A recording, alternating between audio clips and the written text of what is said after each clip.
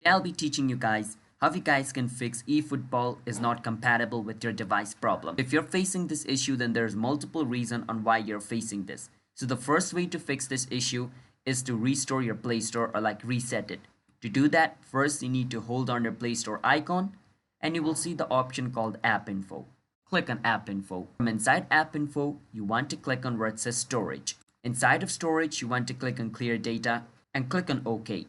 What this will do is this will reset your Google Play Store, and the next time you open Google Play Store, you need to log in into your Google account. But after doing this, your problem should be fixed.